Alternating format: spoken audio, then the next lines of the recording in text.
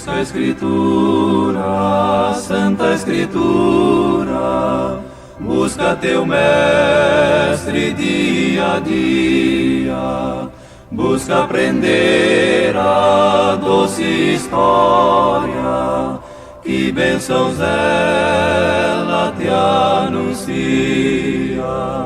Vai indaga, o Rei ordena, pede ao Senhor a salvação.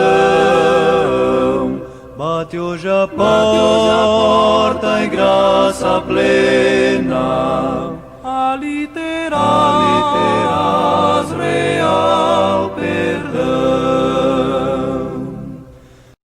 O tema de hoje é Apocalipse, capítulo 6, versículo de 9 ao 17.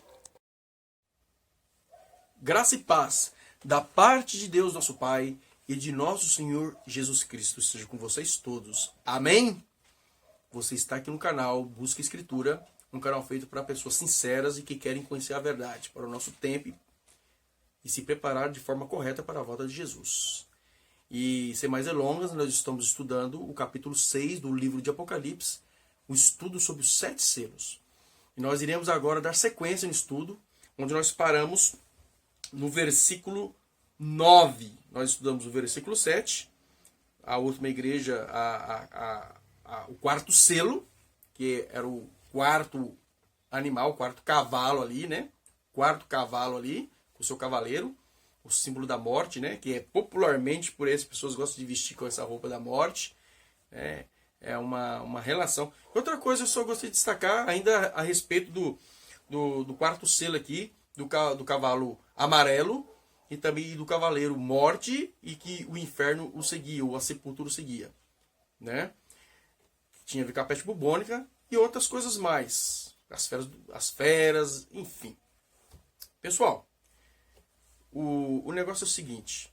Na época onde houve essa peste bubônica, lá 1300 e alguma coisas, eu me esqueci as datas, não dá para gravar tudo aqui também, né?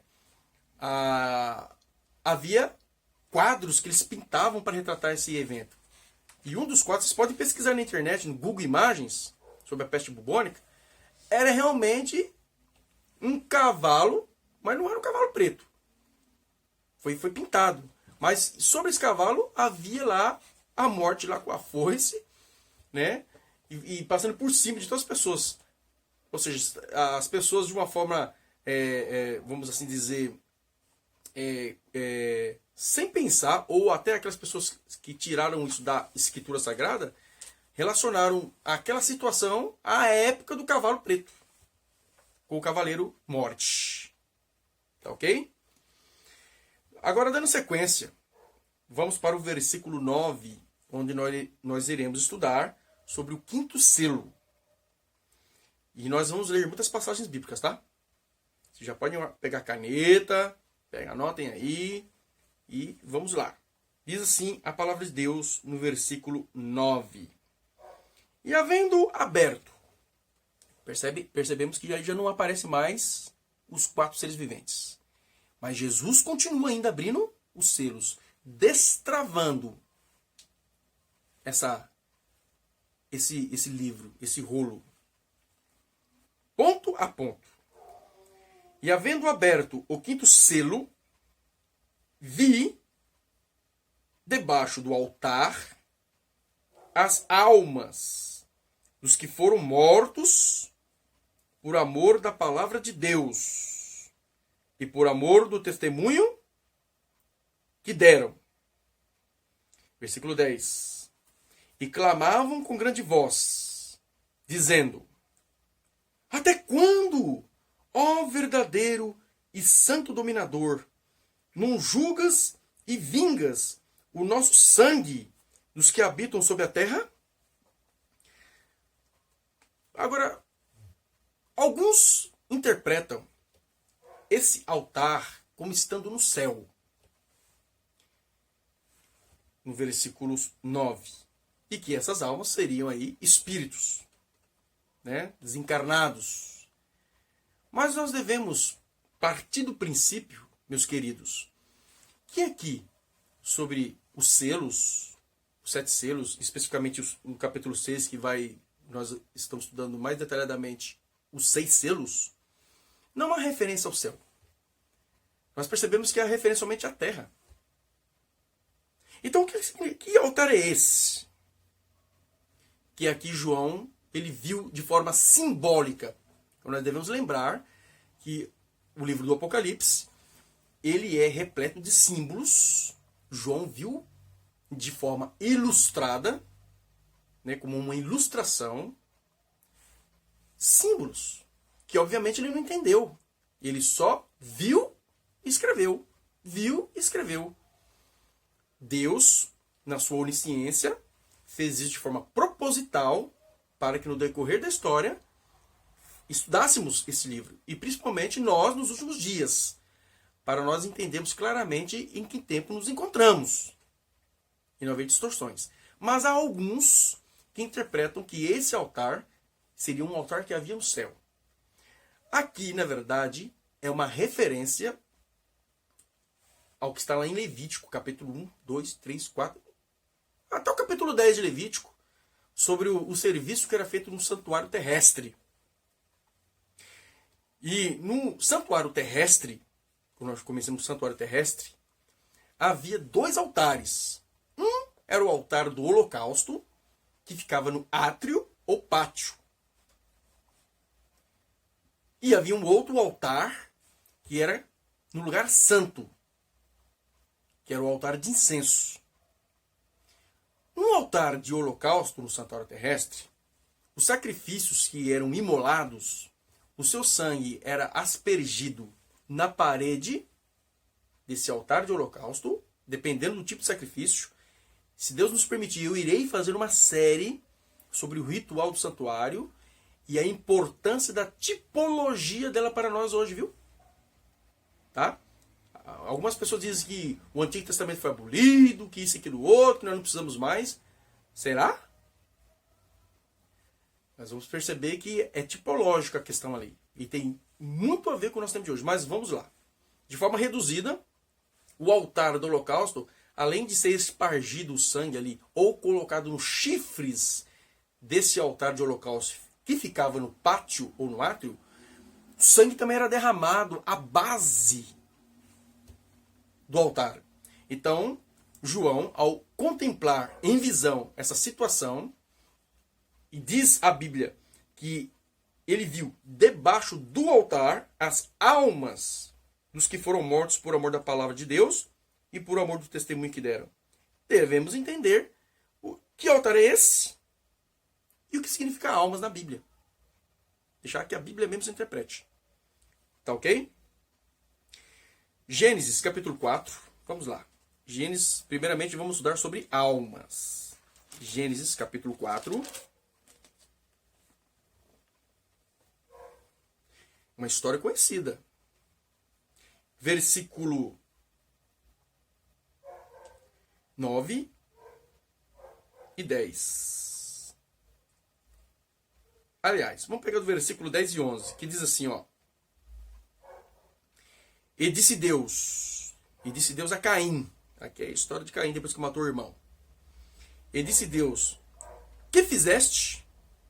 A voz do sangue do teu irmão clama a mim desde a terra. Versículo 11. E agora, maldito és tu desde a terra, que abriu a sua boca. A terra abriu a sua boca para receber da tua mão o sangue do teu irmão. Então, Caim tinha acabado de assassinar o seu próprio irmão, o primeiro homicídio da terra. E a Bíblia deixa claro para nós que Deus ele questionou Caim e ele deixou claro o seguinte, que a voz do sangue do teu irmão clama a mim desde a terra. Nós percebemos aí uma expressão, né? A voz. Usando aí uma força de expressão. Uma referência ao sangue que foi derramado. E depois diz mais, que diz que a terra abriu a sua boca para receber da tua mão o sangue do teu irmão. Ou seja, e nós sabemos, assim, literalmente falando, que a terra não tem boca, né? E que nós não ouvimos voz nenhuma de sangue. Mas é uma expressão que Deus usa, obviamente pela sua onisciência, para entendermos toda a palavra de Deus até o Apocalipse. Ele usou aí uma metáfora. Deus usou uma metáfora aí. Né? Uma referência ao sangue derramado como a voz que clama. Mas vamos ao outro texto. Não precisamos parar aí não. Vai para Gênesis capítulo 9. Vamos estudar um pouco mais. Gênesis capítulo 9.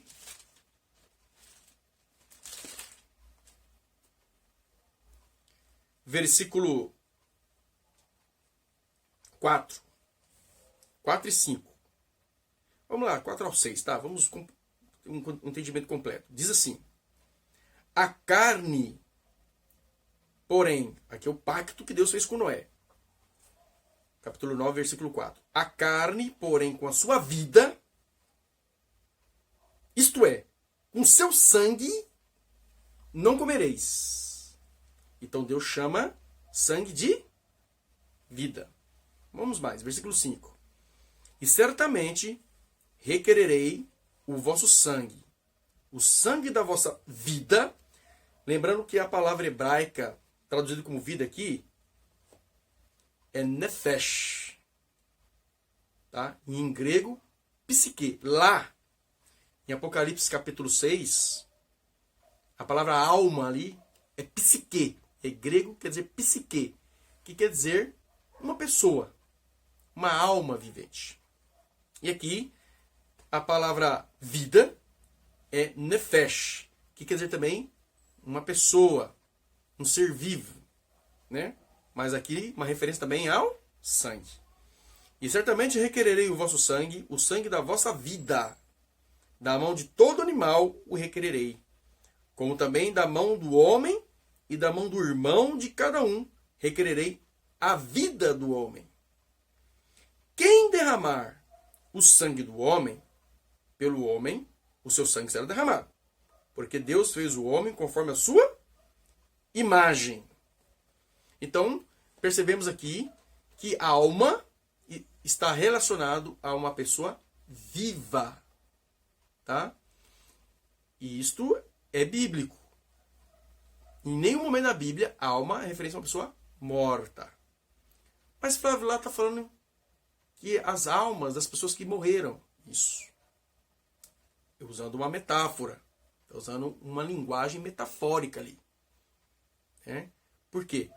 Porque da mesma forma que no altar do holocausto, o sangue era derramado à base desse altar, e a palavra sangue simboliza a vida, e vem também da palavra alma, ou palavra psique em grego e nefesh em hebraico, é uma referência também às pessoas que foram martirizadas durante todo o período das perseguições que se acometeram.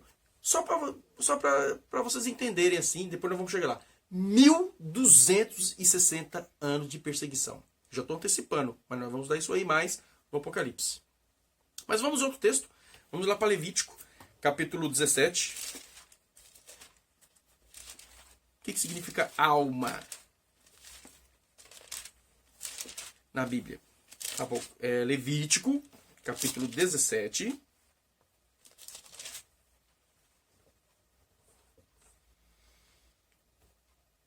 Versículo 10 e 11. Olha só que coisa interessante.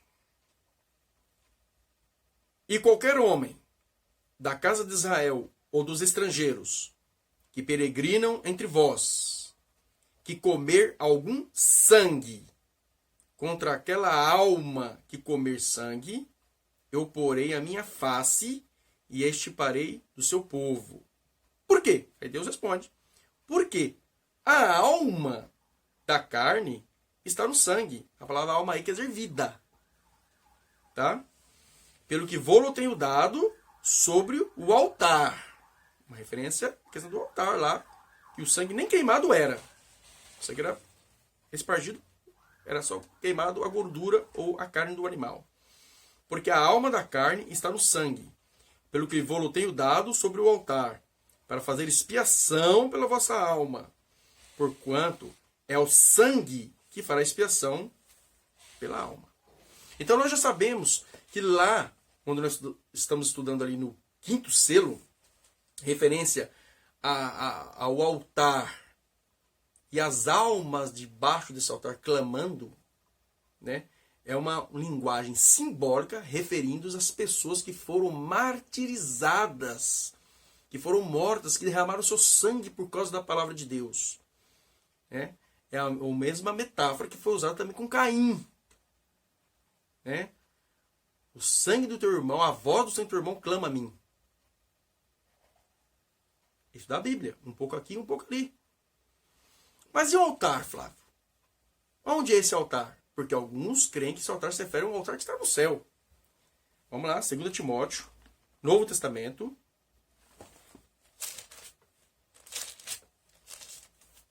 Capítulo 4, versículo 6. Aqui Paulo dizendo, olha o que diz a palavra de Deus. Porque eu, Paulo falando, já estou sendo oferecido por aspersão de sacrifício, e o tempo da minha partida está próximo. Versículo 7. Combati o bom combate, acabei a carreira, guardei a fé. Paulo, aqui, estava preso. E já ia ser julgado por Nero. E nós já sabemos o resto da história. Ele foi decapitado. Ele derramou o seu sangue. E ele, Paulo, cheio do Espírito Santo, com a serenidade para aquelas pessoas que se prepararem de forma correta, quando vier esse tempo também de perseguição novamente, ele deixa claro isso. Que ele estava também, de uma forma simbólica, sendo oferecido por aspersão de sacrifício. Ou seja, o altar aqui, no caso, não era no céu. O altar era a própria terra, aonde ele derramaria o seu sangue.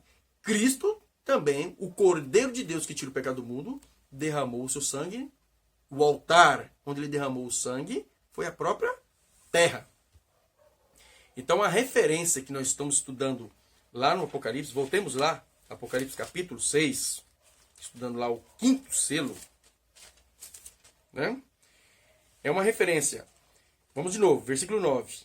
E havendo aberto o 5º selo, vi debaixo do altar, ou seja, na terra,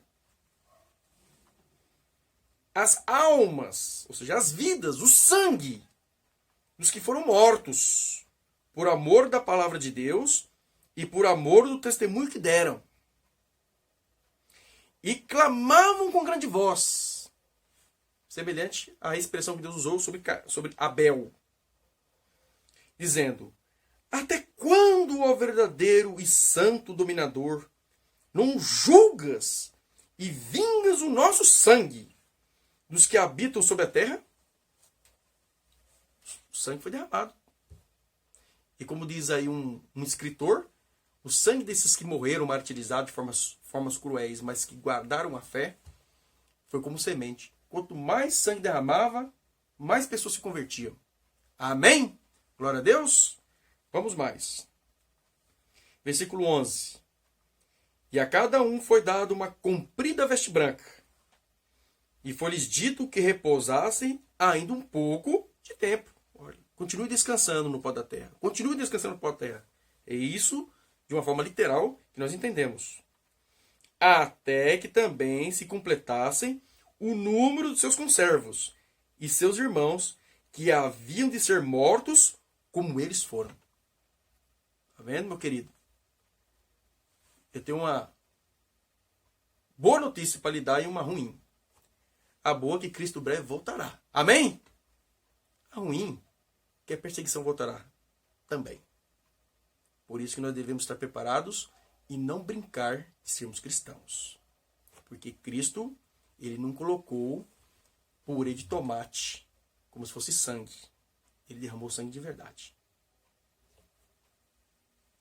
E esse período do 5º selo tem a ver com a igreja de Sardes. A 5ª igreja do livro do Apocalipse. Aquela mesma igreja lá que tinha nome de morto, de vivo, mas estava morta, né?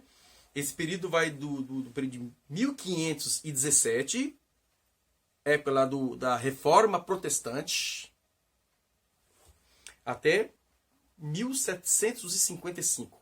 Esse período aí. Aí vamos colocar aí 200 anos aí, esse período. Tá ok? Vamos mais.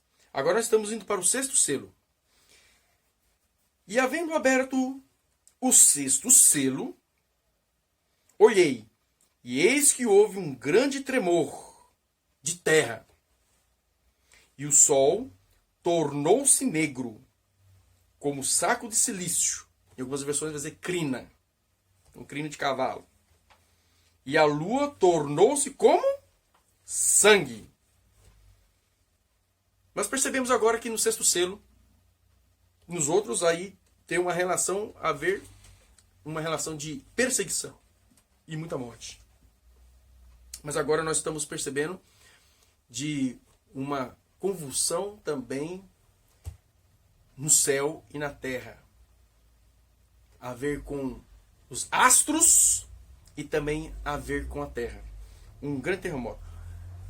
Essa sequência que nós estamos lendo dos 6 selos está intimamente relacionado lá com Mateus. Evangelho de Mateus, capítulo 24.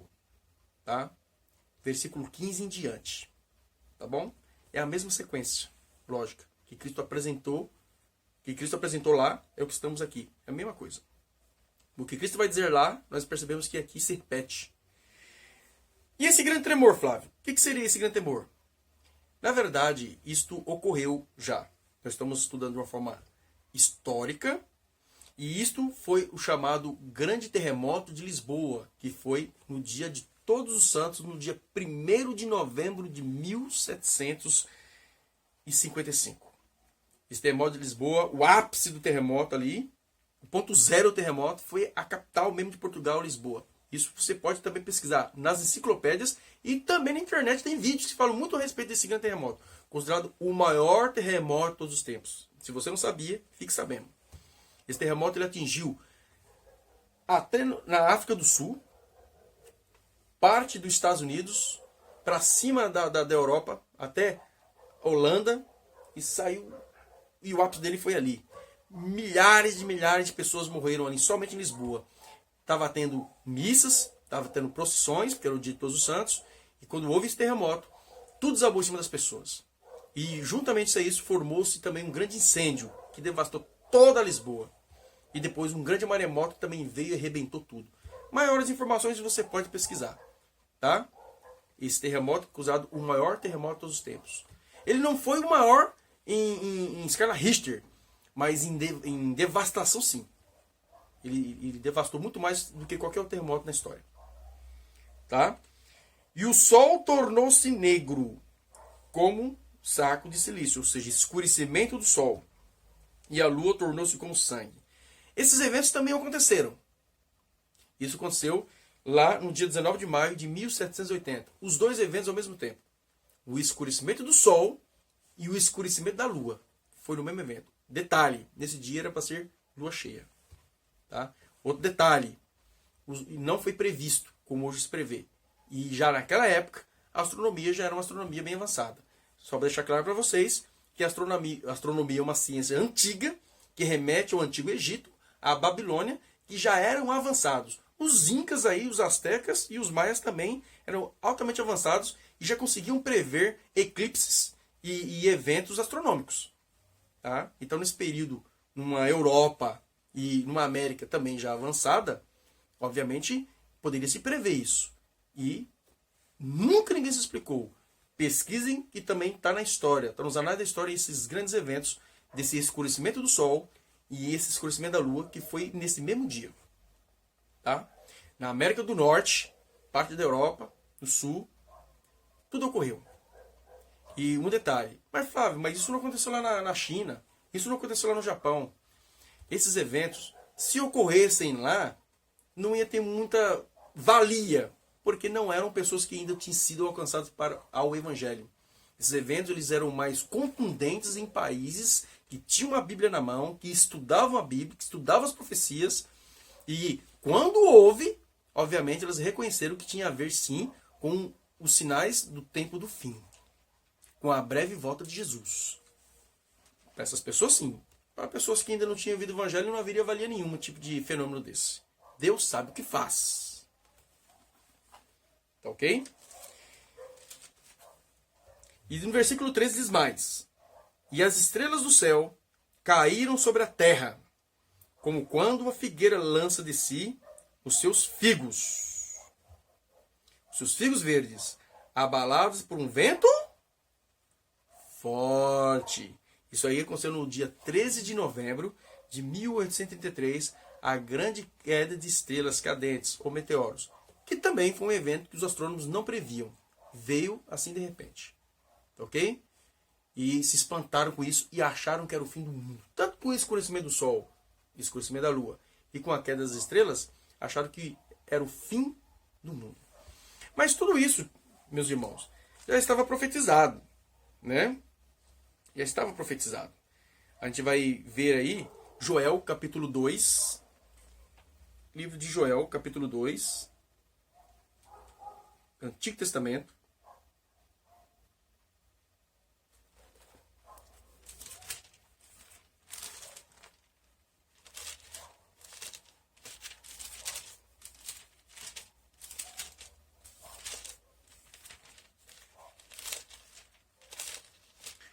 Joel, capítulo 2.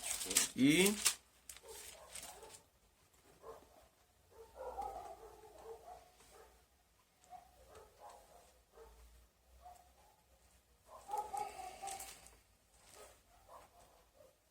versículo 10, que diz assim: diante dele tremerá a terra, abalar-se-ão os céus, o sol e a lua se enegrecerão, e as estrelas retirarão o seu resplendor.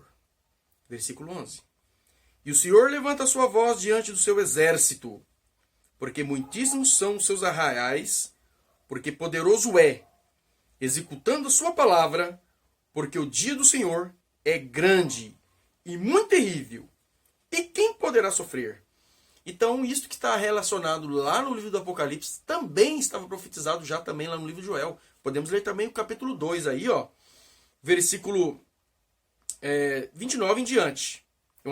Muitos conhecem esse texto. Que diz assim: e também sobre os servos e sobre as servas, versículo 29. Naqueles dias derramarei o meu espírito e mostrarei prodígios no céu e na terra, sangue e fogo e colunas de fumaça. O sol se converterá em trevas e a lua em sangue, antes que venha o grande e terrível dia do Senhor. Percebe? A profecia é clara. Há uma perfeita relação entre o livro do Apocalipse e os livros também do Antigo Testamento. Podemos abrir também lá em Isaías capítulo 13. Isaías capítulo 13.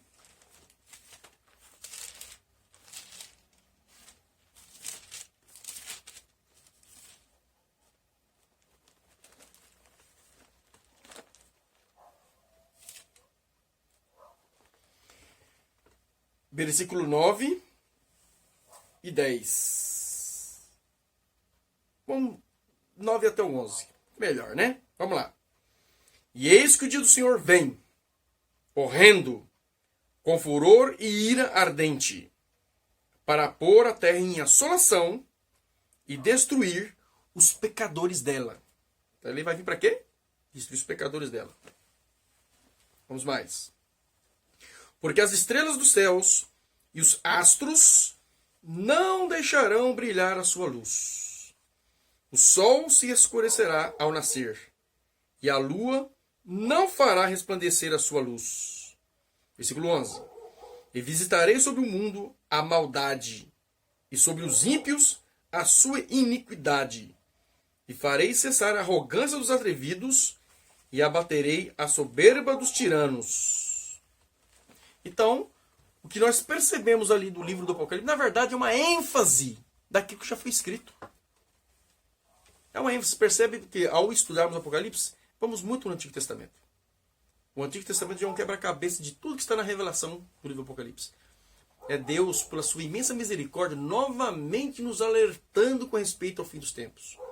E olha que Isaías ele viveu aproximadamente 750 anos antes de Cristo.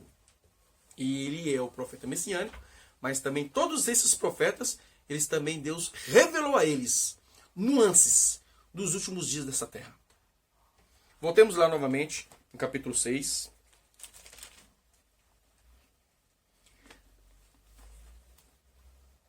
Versículo 14. E o céu retirou-se como um livro que se enrola, e todos os montes e ilhas foram removidos do seu lugar. Nós lemos um pouco antes que escurecimento do sol, escurecimento da lua, terremoto de Lisboa e queda das estrelas já ocorreram no passado. Mas isso vai voltar a repetir-se novamente. Certo? De uma vez só. Quando o céu se enrolar. Só que isto que está aqui no sexto selo, nós percebemos que tem a ver com a sexta igreja, que é a igreja de Filadélfia, tá? Mas ela vem também trazendo também nuances com respeito ao sétimo selo ou a sétima igreja. Ela já está falando, já está antecipando também o fim das coisas. Então nós percebemos que a Bíblia já está falando até do futuro de coisas que não ocorreram, coisas que aconteceram no passado, e também aqui no versículo 14, coisas que ainda não aconteceram ainda, que é o céu retirar-se como um livro, que se enrola, e todos os montes e ilhas foram removidos do seu lugar. Isso ainda não se cumpriu. Vamos ler também lá em Isaías 34, versículo 4. Isaías, capítulo 34,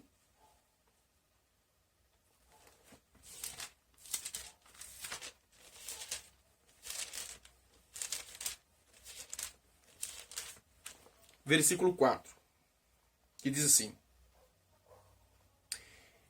e todo o exército dos céus se gastará. Algumas versões vai dizer se consumirá.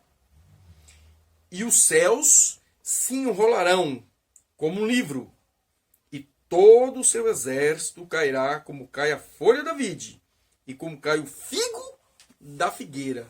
Uma mesma relação ali que está no versículo 13 do capítulo 6. Lembra? Figos verdes abalados por um vento forte. É uma mesma figura de linguagem, meu querido e minha querida. Então, isso que nós estamos lendo aqui também no versículo 14 está intimamente relacionado com o capítulo 16 que iremos estudar, a ver com as 7 últimas pragas que não se cumpriram. Ilhas foram removidas do lugar, tem a ver com um terremoto universal que ainda não aconteceu. Temos vivido vários terremotos aí. Tem esse terremoto de Lisboa e outros grandes terremotos aí. Mas o terremoto universal não. E a Bíblia já está profetizando para nós que haverá um terremoto universal. E que o céu também vai se enrolar de uma forma geral, em todos os lugares. Isso nós iremos dar mais detalhadamente quando chegarmos lá no capítulo 16. Tá ok? Versículo 15.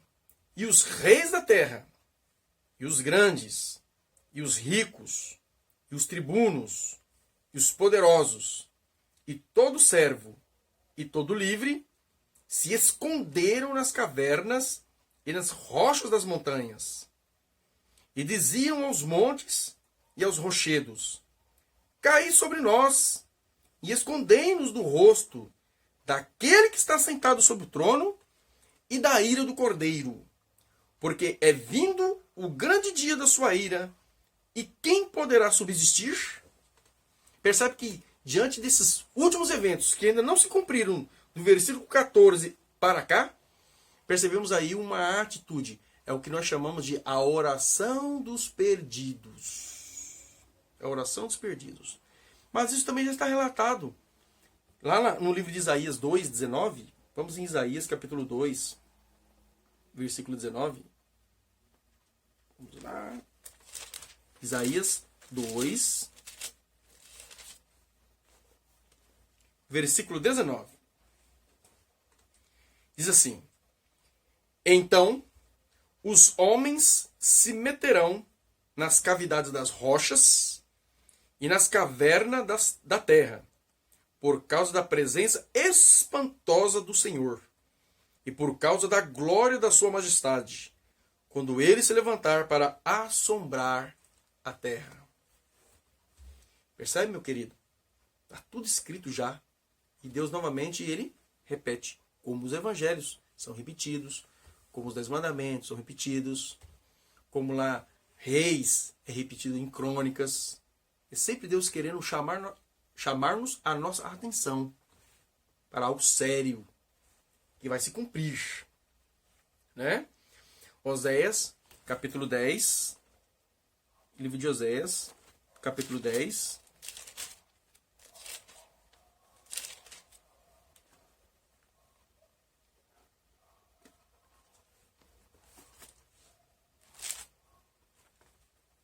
Versículo 8. E os altos de Aven, pecado de Israel, serão destruídos. Espinhos e cardos crescerão sobre os seus altares. E dirão aos montes, cobre-nos, e aos outeiros, cai sobre nós. Percebemos que os 7 selos, e especificamente nós estamos estudando agora os 6 selos, ele começa a pesar novamente, percebe? Começou as 7 igrejas, de repente começa a pesar, aí mostramos que Deus está no controle de todas as coisas, ali no capítulo 4, capítulo 5, já no capítulo 6 novamente, voltando ao mesmo tema das 7 igrejas, que são 7 períodos da história da igreja cristã. E agora nós estamos estudando 7 selos, que tem a ver também com o mesmo período das 7 igrejas, período da história, desde o apóstolo até a volta de Cristo, a história sendo contada de uma forma fiel e fidedigna. Nós vemos aí o desenrolar da história mostrando para nós, e também o futuro. Nós não precisamos ser pegos de surpresa, meus queridos irmãos, porque a verdade está revelada para nós. E aqui nós percebemos aqui a oração dos perdidos, ao ponto de eles dizerem assim, cai sobre nós e esconde-nos do rosto daquele que está sentado sobre o trono, do Pai, e da ira do Cordeiro. Olha só o paradoxo. Cordeiro se ira? Cordeirinho não se ira. É um animal de um manso. Mas chega um ponto que esse Cordeiro vai se irar. Jesus Cristo. Ele é amor. Ele é misericórdia. Ele salva. Mas a Bíblia deixa claro para nós que se nós não nos prepararmos de forma correta, se nós não nos convertermos, se nós não nos arrependermos dos nossos pecados, essa oração dos perdidos vai se cumprir em nós. Misericórdia. Misericórdia. Vai experimentar a ira dele. Hoje nós temos a oportunidade. A porta da graça está aberta para nós experimentarmos o amor e a mansidão do Cordeiro. Mas se nós continuarmos calcando aos pés o sangue, o sacrifício que ele derramou por nós, e não levarmos a sério o Evangelho, vamos experimentar a ira do Cordeiro. E Deus não quer isso para nós. E já está nos alertando sobre isso. No versículo 17, para terminar, diz assim, porque é vindo o grande dia da sua ira, e quem poderá subsistir? Aí um questionamento dos perdidos. Na oração, eles pedem. Não aguentam contemplar a glória de Deus e nem a ira do Cordeiro. É preferível que as pedras os cubram, que os esmaguem, que eles morram soterrados. Preferem morrer soterrados, esmagados, do que contemplar a glória de Deus. Mas aí eles fazem uma pergunta. Porque é vindo o grande dia da ira deles. Ou seja, eles não estavam inocentes. Sabiam da ira do Cordeiro. Sabiam. Eles foram advertidos. E quem poderá subsistir? É uma pergunta que eles fazem. Meus queridos, percebemos que esse tema é um tema forte e um tema pesado. Mas os perdidos, cegados pelo pecado, não conseguem enxergar aquilo que está relatado no capítulo 7, que iremos estudar no próximo estudo. Eles fizeram uma pergunta. Quem poderá subsistir? Você sabe quem poderá subsistir? Leia o capítulo 7 E no próximo estudo nós iremos dar sequência. Porque o capítulo 7 ainda estamos tratando do 6º selo. Tá ok? Só vamos entrar no 7º selo no capítulo 8. Que Deus te abençoe. Que Deus abençoe a sua família. Que Deus guarde todos vocês. E sejam fiéis. Porque Deus é fiel com a gente. Que sejamos fiéis com Ele também. E meu sincero desejo de oração. Amém.